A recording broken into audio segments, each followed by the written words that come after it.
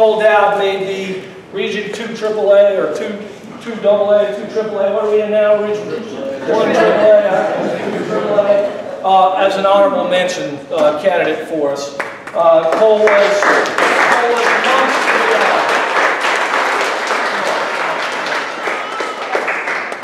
was amongst the league's leaders as first baseman. I think, if I'm not badly mistaken, Nick, correct me, he was 4th highest in first baseman in batting average at his position.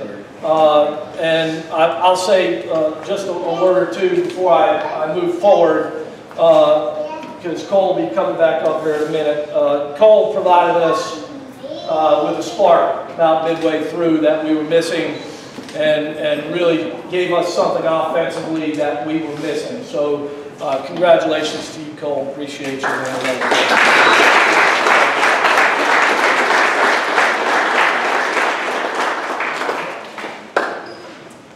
The next guy we had was also an honorable mention candidate for us.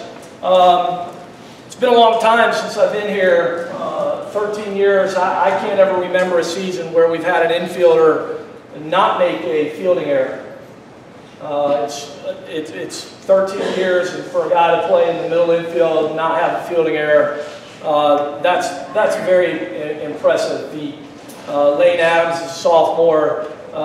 We were battling hard for him based on the guys that they were throwing up numbers. I couldn't believe some of the numbers that we were hearing. I mean, they obviously keep stats differently than we keep stats. But Lane Adams.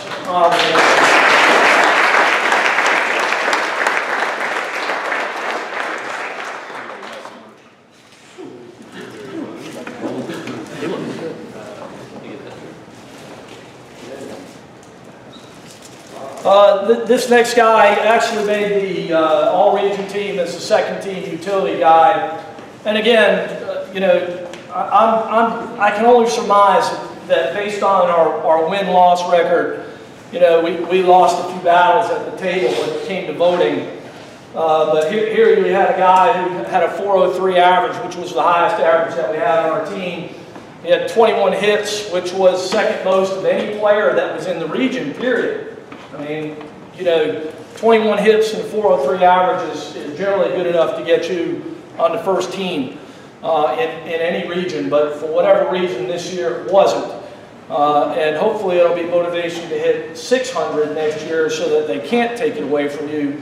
All region second team utility player D.R. Meadows.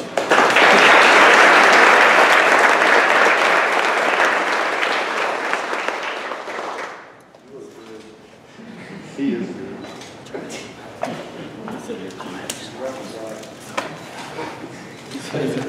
Said he didn't have a small phone.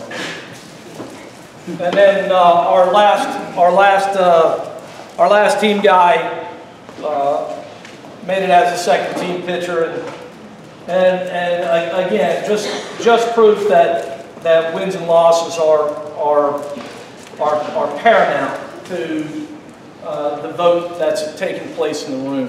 I mean, I don't know if everybody made it to every game this year or not, but as probably most of you are aware, Tyler Luke lost a one-hitter in 9 innings, you know, a 3-hitter in 8, lost another 3-hitter somewhere along the line during the regular season, but every time he got on the mound for us in a game that he started, he was pretty darn good. I mean, he finished with a 2.2 ERA.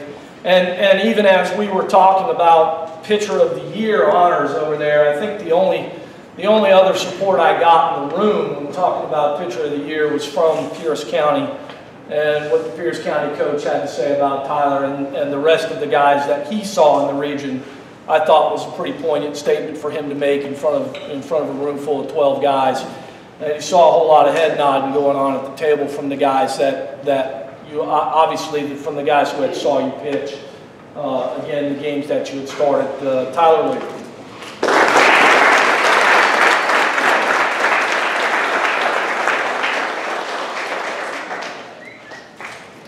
We're gonna have to get some.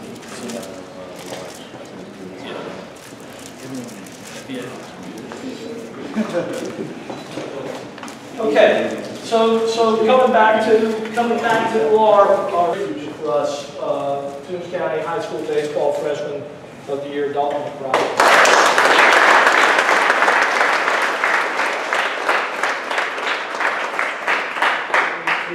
Wow, he can free himself up. Hit 403 on the year for us, our offensive player of the year, D.R. Meadows.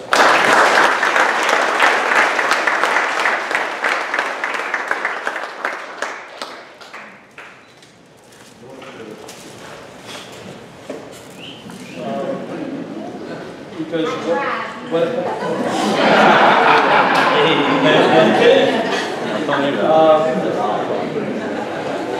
I'm thinking by the time if that was an offer, I'm thinking Alan might accept, and I'll be close to retiring by the time he gets to high school, but not quite. Defensive player of the year for us, Lane Adams.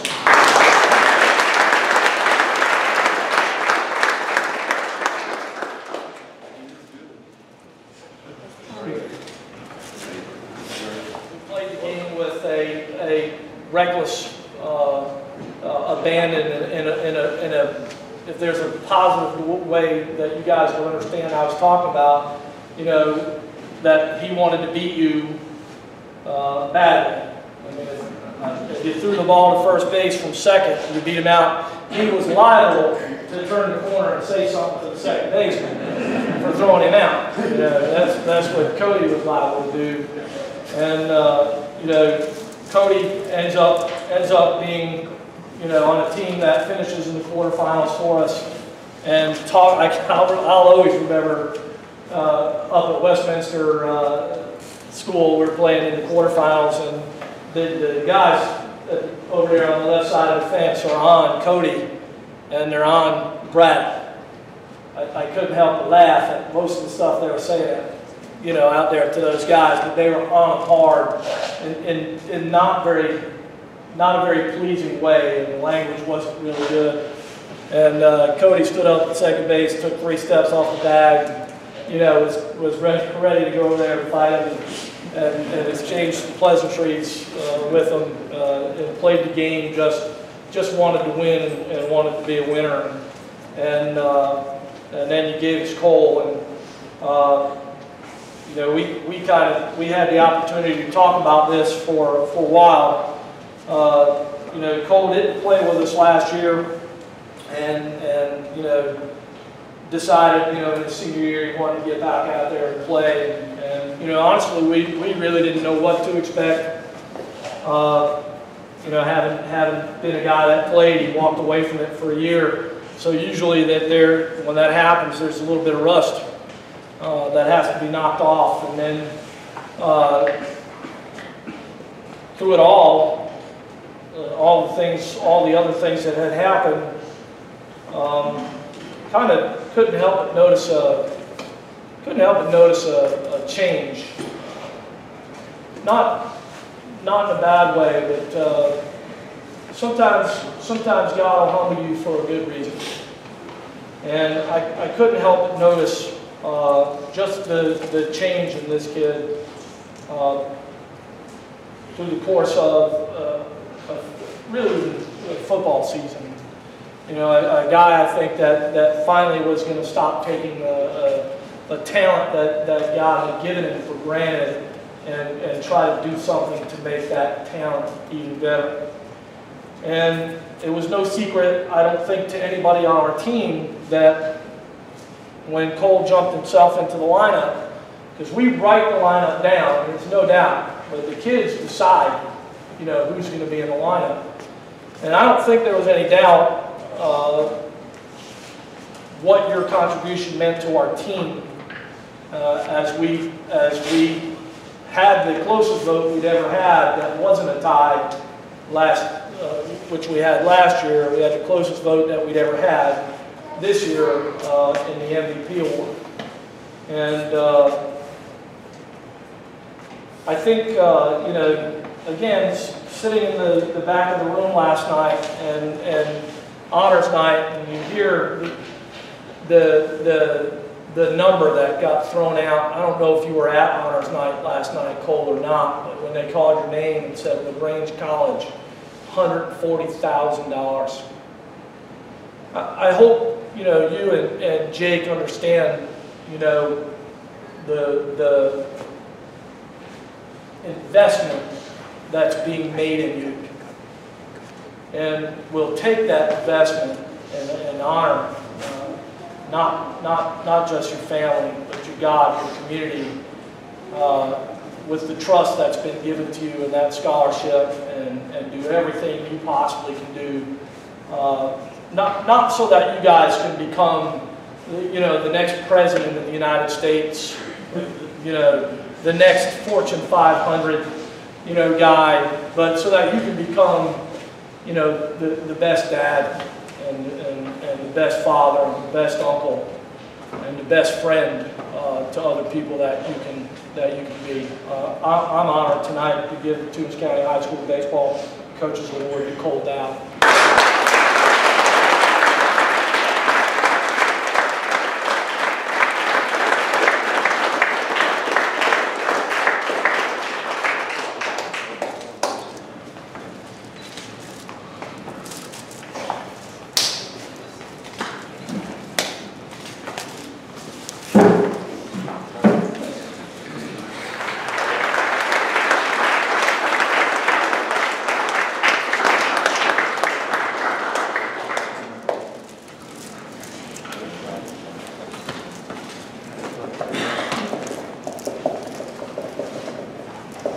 All right, so last thing real quick for me. And then a Bulldog on the mound, the kind of kid you want to go to war with. He is our junior varsity pitcher of the year, Lane Adams.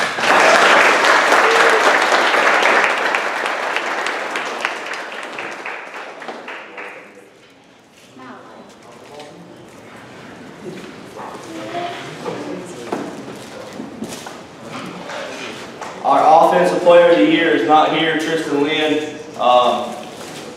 Had a great year at the plate. Tristan was I think a few votes shy in the junior varsity MVP voting. Do want to speak for the good year that Tristan had. These next two guys are special to me because like I said, I had them down here at the Pony League level and kind of started building some of those relationships. And one had the talent the whole time. I said they both had the talent. It was nothing I did for sure. The first young man certainly had the talent. Was one of our best players last year at the Pony League level, talent-wise. Was one of our worst players as a leader and attitude-wise. I say that worse is just how far he came. Noah Anderson, I asked him, like I told him, you know, he wanted to pitch, he wanted to play first base, he wanted to play outfield. I said, those are all great things. I need you to catch. And sometimes you don't want to do that, and I know he hated me sometimes for it, but he did it with a smile on his face, and he missed a lot of signs behind the dish with a smile on his face. Hard kid to be mad at, because he's sitting there looking at you and we're going over signs, and he missed. And we're calling a fastball, he hammers down that forward, and we're throwing change up in a 3-2 count. And I'm like, and he just looks over, he's like, that's a good pitch. It wasn't, but I like you, kid. Noah gets our Junior Varsity Coaches Award.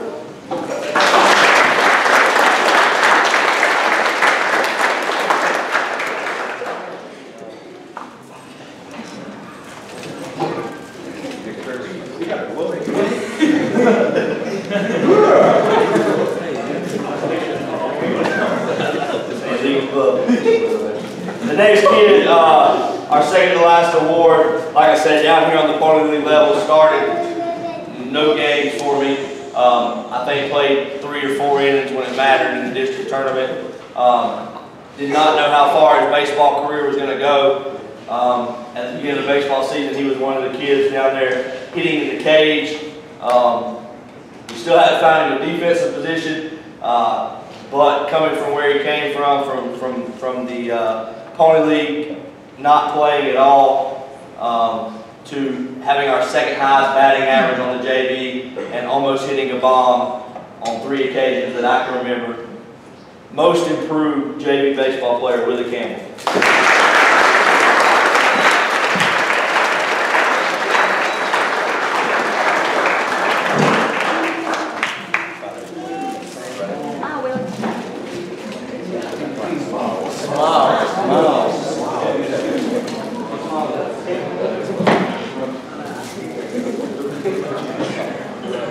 biggest plaque, it's actually kind of funny. I don't know if it's the age of being 9th and 10th grader, or they just don't watch as much Sports Center, or they struggle with the vocabulary of most valuable player. When we asked the varsity to vote for their most valuable player, it came out kind of how we thought it would, and came down to a close vote for the 2 people we thought it would.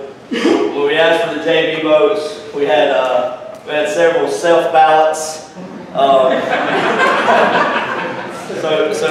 And no votes for the guy that we thought truly deserved it, because he wasn't there eating hot dogs and hamburgers with us that night. So we thought out of sight, out of mind, surely.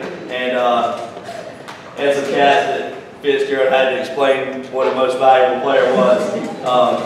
He explained it was the guy that helped you win the most. And I truly think that we pegged this guy.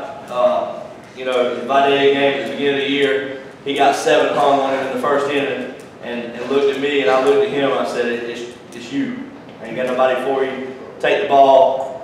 He came back, you know, took it like a true Bulldog and battled for us. Ended up hitting close to 500 on the year.